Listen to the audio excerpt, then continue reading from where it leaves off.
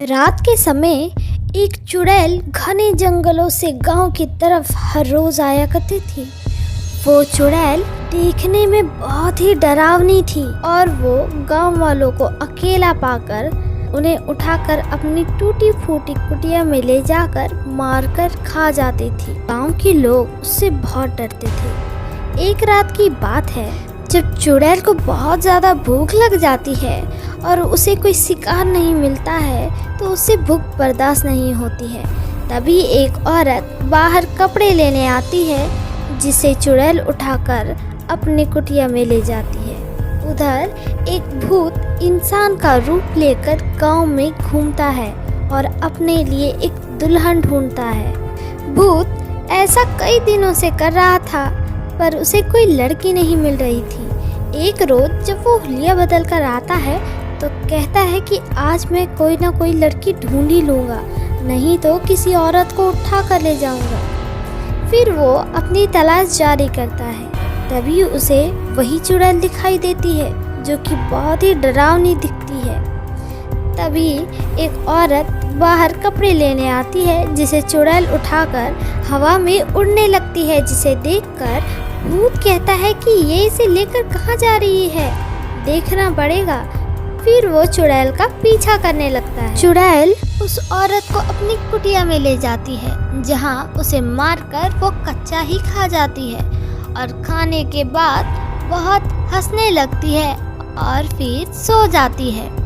चुड़ैल को सोता देखकर भूत के दिमाग में एक तरकीब आती है और वो सोचता है कि क्यों ना मैं इस चुड़ैल से ही शादी कर लूं, जिससे मेरी ताकत और बढ़ जाएगी और मैं भूतों का राजा बन जाऊंगा। ऐसा कहने के बाद भूत वहां से चला जाता है। अगली रात चुड़ैल के जाने के बाद भूत उस कुटिया को बहुत सुंदर से सजा देता है और उसके आने का इंतजार करने लगता है। थोड़ी देर बाद चुड़ैल उस कुटिया में आती है और सजावट देखकर बोलती है कि अरे वाह, क्या ये मेरी ही कुटिया है? किसने इसे इतने अच्छे से सजाया है? आज तक मेरे लिए ऐसा किसी ने नहीं किया। ये सब सुनकर भूत आदमी का रूप ले लेता है और चुड़ैल के सामने आता है और कहता है कि ये सब मैंने किया है और तुम बहुत ही खूबसूरत हो, मैं तुमसे शादी करना चाहता हूँ। यह सुनकर चुड़ैल आदमी बने भूत को पहचान नहीं पाती और वो भी शादी के लिए हाँ कह देती है।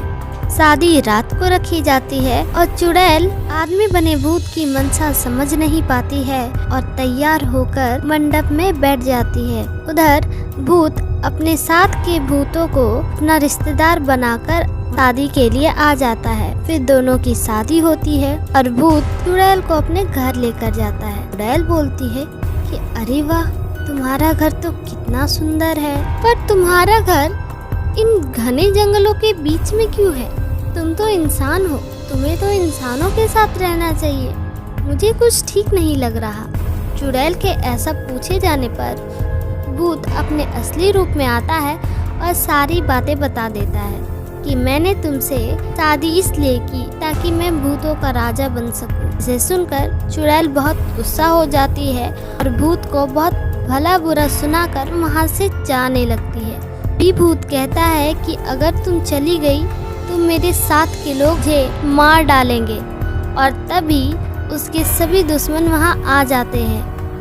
तब भूत कहता है कि रुक जाओ, नहीं तो ये लोग मुझे मार डालेंगे। चुड़ैल कहती है कि तुम विश्वास के लायक नहीं हो, मैं तुम्हारे साथ नहीं रह सकती और वहाँ से जाने लगती है। तभी सब उसके पति को मारने लगते हैं, जिसे देखकर चुड़ैल को दया आ जाती है। वो कहती है अगर इन सब ने मेरे पति को मार दिया तो मैं तो विधवा हो जाऊंगी। मुझे अपने पत्नी धर्म का पालन करना चाहिए और उन भूतों को वहाँ मार देती है। भूत यह सब कुछ देखकर चुड़ैल से माफी मांगता है और कहता है कि मैं तुमसे सच्चा प्यार करता हूँ, तुम मुझे छोड़कर मत जाओ। तभी वहाँ एक बुढ़िया चुड़ैल आती है, जो उस चुड़ैल को बताती है कि तुम्हें श्राप मिला था। तुम बहुत ही सुंदर लड़की थी, पर तुमने हम चुड़ैलों का मजाक बनाया था, जिसके वजह से तुम इतनी बदसूरत चुड़ैल बन गई। पर अगर कोई तुम्हें इसी रूप में दिल से प्यार करेगा तो तुम इस श्राप से मुक्त हो जाओगी और आज तुम श्राप से मुक्त हो गई। यह कहकर बुढ़िया वहाँ से चली जाती है और वो चुड़ैल एक खूबसूरत लड़की में बदल जाती है, जिसे देखकर भूत कहता है कि क्या तुम अब भी मुझसे प्यार करती हो? तो चुड़ैल कहती है हाँ, और मैं जीवन भर तुम्हारे ही साथ रहूंगी। अगर इन दोनों की कहानी अच्छी लगी हो तो चैनल को सब्सक्राइब ज़रूर से करें।